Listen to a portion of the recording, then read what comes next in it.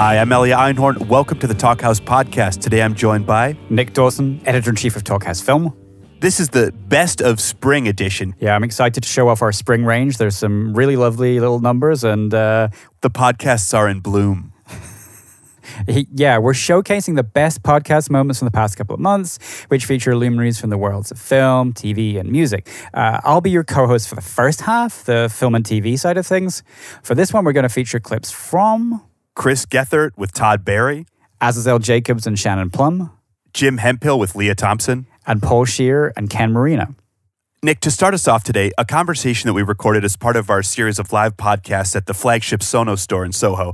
This was Chris Gethard in conversation with Todd Barry on the occasion of Todd's new book about being a working comedian. Exactly. And one of the overarching topics was sort of the little details of the life of a road comic. And a really important one, of course, is clothing. This was a very important detail, which they expounded upon at length and hilariously. You might say it was quite the thread. Kill me. That sounds like it'd be like a real loose dress code at that award show. I would have to imagine. But I own my own tuxedo, so if they want to go there. Do you really? Yeah. Let's talk about that. Purchased one for the wedding. Really? Well, here's a thing that's not... I have a reputation for being like this underground guy, but I have a very bizarre and severe addiction to J. Crew clothing. Do you really have a J. Crew suit? Yeah, I have a J. Crew suit, and I was like, I want to get married in a J. Crew tux. So I just went and bought a tux instead of renting. Did you? What if we spent this whole time talking about J. Crew? I'm actually, we got another good 5 minutes on this because I'm curious. So you were just like, in your mind, like, all right, I like J. Crew. They make tuxes. This makes this decision easier. Yeah. Probably reasonably priced, too. Yeah, it was. It was pretty reasonably priced. They tailored it quickly. I'll tell you, here's what happened with me. I once worked a job, and there's these wardrobe people, and this lady was fitting me for stuff, and she said, J. Crew clothes sit really well on you. And I said, okay, a thing to remember. And I once saw a guy in a t-shirt that I liked so much that I actually approached a human being and said, where did you get that t-shirt? I never talk to people. I'm very shy. Right. Don't love interacting with strangers. And he said, J. Crew. And those two things added up in my mind. Stop by the store. They have these personal shoppers. Next thing I know, all I wear is J. Crew for like 6 years. See, I find stuff like J. Crew, like I like to wear stuff from J. Crew, but I don't want to look like I bought everything at J. Crew. Yeah. So I want to be But like... I don't, like this t-shirt's J. Crew. That's pretty... I don't think you this could have bought that screams. anywhere. Yeah, right? You could have bought that at Uniqlo. I just want to get some other clothing companies in there because it looks like it'll be set up that way. This could be an Old Navy. That could be. I think it is an Old Navy. This is J. Crew. And So- frankly, I'm offended that you would. Why don't you... Now I'm going to lose my J. Crew sponsorship here. Why don't you get... I got to think that's just like $5 more than it would be at Old Navy. Oh, it's definitely. I'm definitely spending more on clothes than I should be because of this weird brand loyalty. I always think like rich people, you can tell someone's rich by, it's always interesting to see what kind of t-shirts they wear. Like he's like oppressed. Like you can see a rich person like that's sort of shiny or something. Yeah. So have you worn the tuxedo more than once? I've worn the tuxedo 3 times, which makes me feel like it's starting to get worth it. Yeah. It's starting to become worth it, right? Now, is it one of those, is it a bow tie? Because I like the latest thing that I've seen in the past few years where it looks like a black suit. Yeah. No, it's a bow tie. Really? Yeah, I went classic, but it's not black. It's a very deep, it's a midnight blue. That was my way to keep it, really try to shake it up and be a nonconformist. By doing a color that people probably thought was black anyway. Do you think there's any world in which anyone who tuned into this, tastemakers like the Talkhouse, you and I, these comedians, do you think there's any world in which anyone tuned in thinking there would be this much talk about J. Crew clothing? I don't know. My guess is people are furious. I feel like this is almost antithetical to what the Talkhouse represents at its core. We are talking. I think that's what it's all. Are we supposed to be talking about music or? I think we're supposed to be talking about something cooler than J. Crew. But don't you think it's kind of fun that we're talking about? I feel like you do think it's fun. I love it. There's nothing I love more than throwing a curveball, I like not knowing what we're going to talk about to begin with. Otherwise, I don't be like, so tell me about your process. Like, who cares? We could talk about that. We could talk. I do care, actually. I was just being I enjoy those edgy. conversations. But at the end of the day, the process is always like, for a comedian, right? At the end of the day, for no matter what corner of the world you come from, it's like you just fall on your face and eat shit so much, and then you figure out how to not do that eventually. When you're writing, do you write with J. Crew clothes on?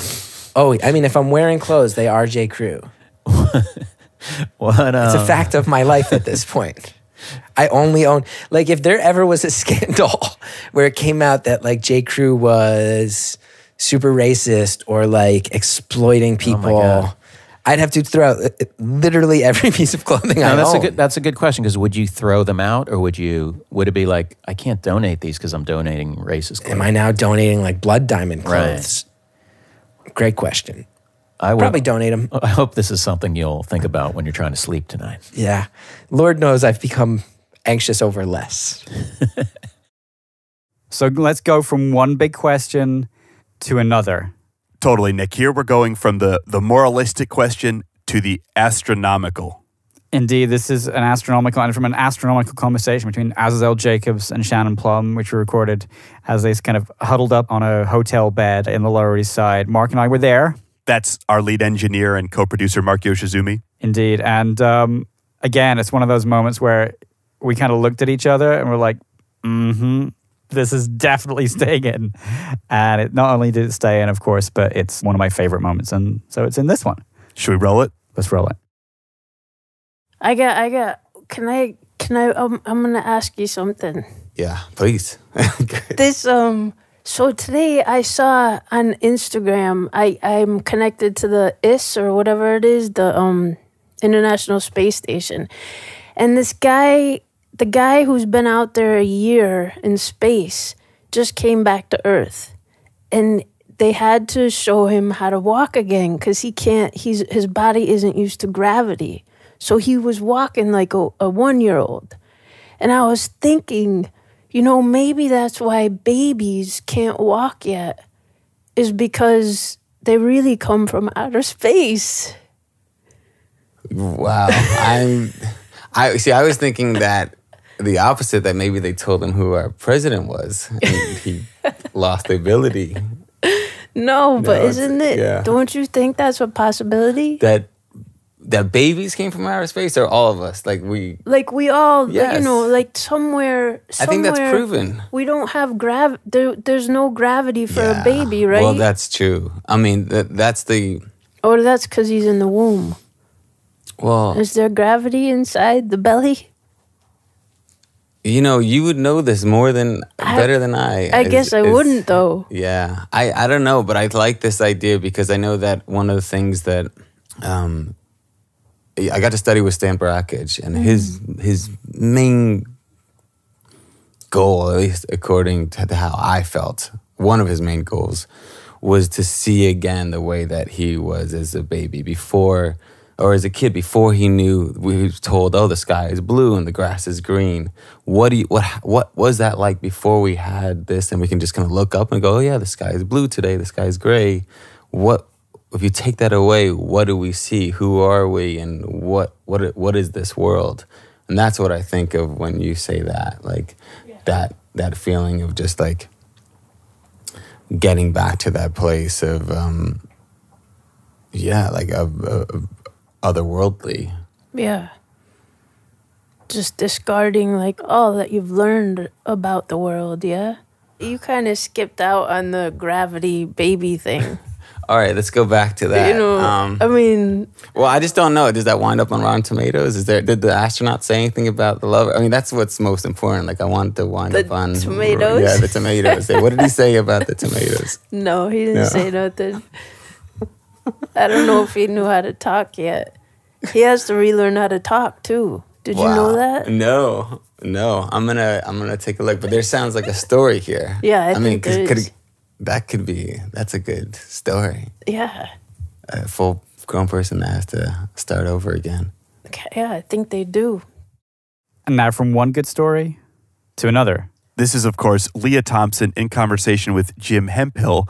Now, Nick, as I was listening to the first draft edit of this conversation, the talk took a turn that I was not expecting. Yeah, they're discussing that situation where you're working with a hero or somebody that you've seen on screen from the time that you were very young and kind of the weirdness of that. And then Jim just takes it in a different direction to what we were expecting as he references when he first saw Leah on screen. That's right. He didn't just see Leah. He saw a lot of Leah. He also saw a lot of her co-star, a young Tom Cruise. Indeed. And we hear a lot of detail about that right now. I do get, a little bit of starstruck sometimes. The fans of Back to the Future, whatever, they're like, oh my God. That just lasts for like 4.5 minutes and then it's over. Yeah. I mean, well, it's sort of an interesting thing. Scorsese talks about this rule that if there's somebody who you work with who you saw in a movie before you turned 21, there's something different. You do have to get over that starstruck thing. Like he had it when he worked with Paul Newman on Color of Money, and you didn't usually have it with other actors, but it was like Paul Newman. It was like, okay, I saw this guy when I was 14, and The Silver Chalice or whatever the hell it was, and yeah, I mean, I had that kind of experience with you a little bit. I mean, look, the first memory I have of seeing you on screen is watching you get fingered in a car by Tom Cruise. So that's sort of a strange, That's terrifying. I saw. Was that what was happening in that scene? I didn't know. I think that's your imagination. Am I remembering it wrong? That's what I thought. Yeah. I'm pretty sure that's what he was doing to you. And I don't know. Maybe I remember. I mean, admittedly, I saw it sort of through closed fingers because I saw that movie with my grandmother, and she kept putting her hand over my eyes. So maybe I filled in. Maybe my imagination made it bigger than it was. But I have the distinction of being naked with Tom Cruise, Yeah. except for we were wearing white socks. And that's that's Which they sort had of to the famous, digitally kind of remove at that time when they couldn't. They removed the socks. No, they had to reframe it, which was a big deal in film at that Right. time, I guess. Yeah, they had to do it with an optical printer or something. Yeah, they had to. It was expensive to get the white socks out Interesting. because it made everybody laugh, which would have been great. Yeah. And so it's interesting because you had a nude scene in that movie with Tom Cruise. Isn't that the movie where he sort of famously, if you freeze it at just the right moment, you can see Tom Cruise's penis too? Yes, I think. Yeah. it's like a big deal, and no one talks about me, but they talk about Tom Cruise's penis. Which brings me to another problem because in love scenes, guys are always like, I'm sorry if it happens and I'm sorry if it doesn't happen. Like it's either way. So I don't think it happened. So Tom Cruise is probably a little embarrassed about that little peek of his penis. I'm not sure. It was cold in that room. I've never looked at it, but I've heard about it. But he was a gentleman and an awesome guy. That scene was really interesting to me because there were 2 scenes in that movie where I was supposed to take my shirt off, and I didn't want to do the movie because I didn't want to take my shirt off. And they somehow convinced me to, and I literally had to take my shirt off in the audition, which was really weird and creepy. And I tried to make them really embarrassed about it. But the director said, Michael Chapman says, I don't want to be in the room for that. And I was like, get in the room. Like, if I have to take off my top, you have to be in here too. He didn't want to be in the room for shooting or for the audition? For the audition. He was like mortified. He was a kind of, like East Coast, like, dude. Yeah, he's the guy who shot Taxi Driver and Raging Bull. Yeah. But who was it that wanted you to do that? I think the studio wanted to see if I would do it, and B, if I had nice boobs. I get it. If I was in the same position, I'd probably ask for the same thing. But I didn't. So I got there, and there were these 2 scenes. That scene where I'm in the car getting fingered, apparently. At that scene, I was supposed to take my top off, and then there was the whole love scene. And Tom Cruise was really sweet. He fought really hard for me not to take my top off in that scene. And then he said when we did that other scene that we were, the whole key about these love scenes, at the time there was always, a girl was always taking her top off in every movie at that point. And, they don't do it so much anymore. They just do it on HBO. Right. But Tom was really smart about it. He was like, we got to make this a scene about something. And it's actually a really somber scene. And he said, if she has to take off her clothes, I'll take off my clothes, which was really sweet. I mean, really, he didn't have to. Equally, I did not have to take off my clothes to record this podcast. Neither did you, and yet we both did it. I kept my white socks on. They will be digitally removed. Okay, and now moving on from wearing no clothes to wearing all of the hats. That's right. Coming up, we have a clip from the Paul Scheer, Ken Marino episode in which they're discussing the myriad roles they each have in the business. Right. These guys are both writers, directors, performers, producers, and they do like a wide range of TV shows and movies. So they don't have a clear identity, and that's something they really dig into. But then, as ever with our podcasts, it goes somewhere surprising and wonderful. I want to go back to one thing that you said because I identify with this, and I would love to hear what you think. Like because you've written movies, you've directed a movie, you've directed series, you've been in series, you've done network, you've done cable, you've done this acclaimed, show that people, party over. You've done every facet of acclaimed. What was acclaimed? I was a party over. Party down. Sorry, yeah, Party Down. Why? Yeah. I think that's. Thank you. Don't you think that's like one of the most like in the pantheon of like great sitcoms? It's up there. I feel like. I think that there is a small group of people who really cherish that show, as do I. That's where you and I met. Yeah. No, is it? Yeah. I remember that, like, we may have been around each other, but I feel like that was the first time I remember connecting with you on that set. Really? I think so. I mean, that's been a while. I mean, that's a while ago, I feel like. That's crazy to me. I thought we knew each other before then, but maybe you're right. I feel like that was the time I remember going like, oh, I really like this guy Ken. He's really funny. I'm very nice and I'm extremely funny. But Thank I mean, you so much. obviously, and obviously children's too. But I'm saying, but there was something about Party Over Here is I think always spoken Stop of. saying Party Over Here. Why do I keep on saying Party Over? Sorry, I don't know. Party Over Down. There. Yeah. I did a show called Party Over Here. That's why. Party Down. You were great in that. Party Over Here. But no, Party Down. Like I feel like it's always mentioned that way. So what I'm saying to you is, to get back to this, it is, I think, tough when you're known not just as an actor or not just as a director, not just as a writer, and like what do you want to do? You worked, recently you were on, Marry Me. It's a big network show, and at the same time you're doing very cool, and not to say that wasn't cool. I'm just saying, but you're all over the board. Do you find that to be difficult and like to pitch yourself as what you are? Yes, because what I really want to do is I want to dance. Well, and that's the thing I know about you, and I'm glad that we are here to finally talk. The two things I wanted to talk about was, one, I wanted to talk about the murder case that I feel like you've been getting a bad rap in all the papers. I believe your story. Even there. I haven't been to Canada in years. And the fact that this fake media is pulling out these facts, I am sickened by it. But I want to talk about that. I want to talk about dance. And my love of dance. To me, watching you dance is seeing, and the only way I can describe it is it's like a rose bloom or a flower bloom. It's like a nature documentary. It's like watching a feather in the wind. I'm amazed that Alvin Ailey, does he play a large part? Alvin Ailey was quoted saying, watching my first recital was a revelation. See, that's amazing. And he actually and that's did Alvin Ailey. That's not me. And that was an Alvin Ailey, I believe, and I don't have it in front of me, but does a yearly performance of a thing called Revelation based on Party Over There. Party Over There. Nick, thank you for joining me for the Party Over Here on the Talkhouse podcast. Best of spring 2017. And to keep this party going, I'm going to pass things over to my music counterpart. Hey, I'm Amy Rose Spiegel. I'm Talkhouse Music's editor-in-chief. And additionally with us today, we have... I'm Sophie Kemp. I'm a writer, and I just started working on the editorial side of things here at Talkhouse. Sophie, Amy Rose, thank you so much for joining me today. We're going to be playing clips from some of our favorite episodes from the last few months. First off, we have a great clip from a conversation between Talib Kweli and Patterson Hood of Drive By Truckers.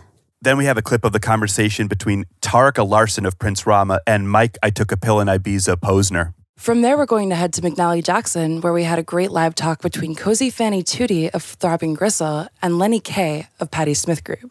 And finally, an unreleased clip from the conversation between Teenage Fan Club's Norman Blake and Chicago fingerstyle whiz kid Riley Walker. But before that, a quick roundup of what we've been up to. First of all, thank you so much to all our listeners who wrote in for the podcast survey. We really appreciate the love. And thank you, too, for everyone who came and hung out with us at Northside Festival, where we hosted some great podcasts with Rough Trade. First of those was Jalen and William Basinski, who are, I think, best friends, as you'll hear in the forthcoming podcast. It was a cuddle fest. We recorded a fantastic talk between Juliana Barwick and Martin Reb of Suicide. And finally, we had a great talk between Jen Wasner of Y Oak and Flock of Dimes with Jenna Hunter, who is in Lower Dens. Also to look forward to, we will be back at Pitchfork for our third year straight. In the past, we've had artists like Kamasi Washington speaking with Thundercat, Brian Wilson and Carly Rae Jepsen. we've had Porch's Aaron Main in conversation with Talkhouse's new astrologer, Shamir. Right. So every month now we have Shamir writing Shamiroscopes with his mom on Talkhouse.com. And that's in addition to great stuff like Mitski and Owen Pallett reviewing records and a bunch of new franchises and columns that you can go check out at the site. And of course, our series of live podcast recordings at the flagship Sonos store continues unabated. This is the series that brought you Kathleen Hanna in conversation with Meredith Graves, Prince Paul in conversation with the Flaming Lips Wayne Coyne, and most recently, Talkhouse contributor Chris Gethert with Todd Barry. Yeah, those guys had a lot to say about J. Crew. They love J. Crew. But today, we've got some really special clips from the past spring, and I'm going to go to Sophie to let her introduce the first. The first clip that we're going to share today is between Talib Kweli and Patterson Hood of Drive-By Truckers. The background to this clip is Patterson Hood, frequent Talkhouse contributor, contacted us and said, I feel like rock and roll music has been socially and politically neutered. Everything important is happening in hip-hop right now, and I would love to speak with an MC who's using their platform for social and political betterment, who, of course... Talib Kweli is kind of the one in that way, and you'll hear that in this clip where he gives this really intersectional point of view about the differences between, well, the differences and the similarities between race, class, and gender-based privilege, where those things come together and where they differ. Yeah, and the way that Kweli sort of presents this discourse is in a really, really cool and accessible way, where he's not afraid to break down all of these issues for his listeners. This part of the conversation comes just after Hood is acknowledging the institutionalized white supremacy in America and talking about how he wants to distance himself from what he considers to be, quote, his demographic. White, rural, Southern males who look like, quote, that asshole Jeff Sessions and who elected Trump. And Kweli really gives a roadmap for anybody who's looking to have an open and honest conversation about their position in the world and how to come to that in a politically proactive way. And lucky for us, we get to listen in, so let's roll it. I think the conversations around privilege are hard for many reasons, but mostly because of lack of education. Sure. America has never been honest with our history of racism. And so people are approaching conversations about race thinking that it's something that, that just started yesterday. People don't understand the history behind the word nigger or the history behind the word cracker or the history behind the Confederate flag or why we say states' rights or why the Civil War happened. Or people don't really understand these histories. Yeah. And so when you talk about privilege, in particular, like with white privilege, it's hard to tell a poor, from what my experience, and you probably could tell me better than I would know, but from my experience, when I have these conversations, because I'm on a line and I get harassed and attacked by a lot of racists and a lot of white people who don't realize that they're racist. There's people who maybe live around black people, have children with black people, love Kobe Bryant, love Kanye West, you know what I'm saying? But still have these racist tendencies. And so I'll tell them, you're exhibiting this level of privilege. And they'll say, well, my parents are broke. Like maybe I didn't grow up with parents. Maybe I didn't have it good. And I think people don't understand that when people say you have white privilege, that doesn't mean you have a get out of strife free card. That doesn't mean that no bad things will happen to you. It's just the stats weigh heavily in your favor. There's conversations you don't have to have. And so for me, I try to approach the conversation with privilege by first acknowledging mine so that people get more comfortable. So if I'm telling a white dude, like, listen, you're exhibiting privilege right now, I'll say, listen, I have American privilege. I'm born with a passport. I know if I go to any country in the world and I get in trouble, I can go to the American embassy and show my passport and I'll have a better chance of being okay than a native of that land. You know what I'm saying? Like, I have 2 arms, 2 legs. I'm able-bodied. I'm not a gay man, so I'm straight. Right. So that's a privilege. I'm a man. I don't go through, even as a black man, I get more privilege as a man than women get in a lot of ways. And if I can get people to see that I can acknowledge my privileges, that I think helps the conversation. It helps somebody say, okay, well, now there's a level of privilege I don't have. I just don't have the skin privilege. So a white dude does have that. Now, I am a celebrity, so I've earned a celebrity privilege, but it's like that celebrity privilege, my earned celebrity privilege is less than a white dude's earned celebrity privilege. Now, because I grew up in Brooklyn, I grew up in Park Slope, Brooklyn as a black man, I have a higher class privilege than maybe a white dude that grew up in the Appalachian Mountains. You know what I'm saying?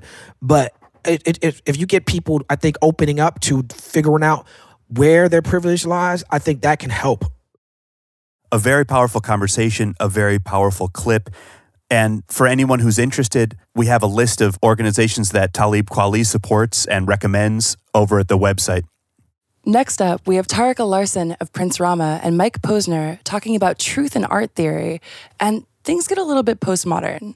Yeah, this is a really great conversation between the two of them. As Amy Rose just said, things get pretty philosophical, a little order of the symbolic, a little post-structuralism. After all, this is a conversation between a pop theorist and a pop star poet. Let's roll it. Hell yeah.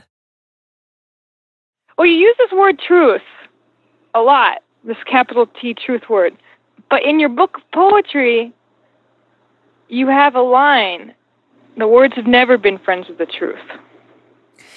Yes, so Alan Watts goes on used to, he passed away now, but he used to go on a riff a lot about how words are symbols of truth and numbers are the same thing. So if I say the word book, it doesn't actually mean the thing that I have in my hand.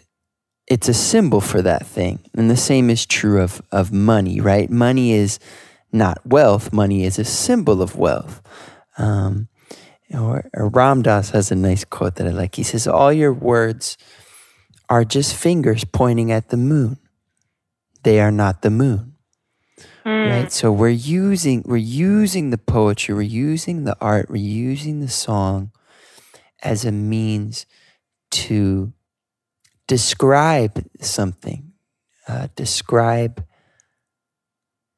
ineffable. And some people can get the better you are at your art, the closer you can get to that thing that you're trying to describe. So what is that thing? That's the golden question. We've got some differing ideas about what to do with the role of art in your life from Cozy Fanny Tootie of Throbbing Gristle and Lenny Kay of Patti Smith Group. Here, Cozy talks about what it is to live your art, and in this case, that means stripping. Cozy Fanny Tootie, of course, an industrial music pioneer, also performance artist, who decided that she didn't want to just use other people's images in her art. She wanted to participate, she wanted to live it. That led in part to her stripping and incorporating that into her artwork. One of her favorite songs happens to be a song that Lenny Kay knows well. When I'd started stripping by then, so I had quite a collection of 12-inch singles and things that I used to dance to, that I used to pick, Donna Summer and stuff like that. So, and we sort of did Throbbing Gristle versions of disco music and Martin Denny. I must admit, you brought a smile to my face when I discovered somewhere in the book that you enjoyed dancing to Because the Night. Yeah. It was. Can you tell me what was going through your mind when that was happening? It was my. I think I wrote it. It was the one time when I danced to that record that was my dance, because I just adored that single, and so yeah, when I got a big enough floor space to throw myself about, I danced to that. Sometimes forget to take my top off. I used to get into it so much, I forgot to take my top off, yeah.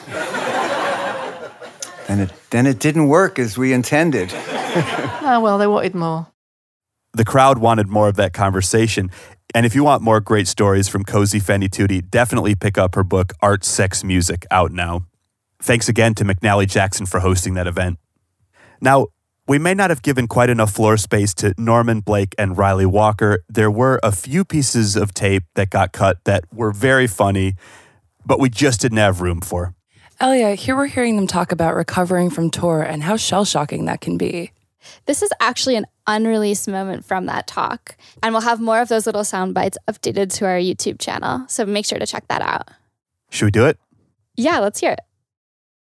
Did you get that post-tour blues thing? Oh my God, yeah. The first couple of weeks when I got home from a tour, it really always hits me. Me and my friends call it the reality scaries. All right, that's good. That's a good way to put it. Yeah, that's. I had this idea that what I'm going to try and do from now on is that when I come home, I'm going to set up a kind of little pretend rider. And for people that don't know what a rider is, it's the food and alcohol that we get in our dressing room before we play a show. But I was thinking of setting up a little pretend rider in the kitchen. First day I get back, right, full rider. And then every day I'll just take a few things away from it. So I'll wean myself off the tour. And by the end of by the end of a week, there'll be nothing left, and I'll have to sort of, okay, I better cook something now. You'll just have a shit jar of olives and like a couple pieces of cheese. Yeah, exactly. Yeah, totally. A little bowl of hummus or whatever, hummus, and crudity,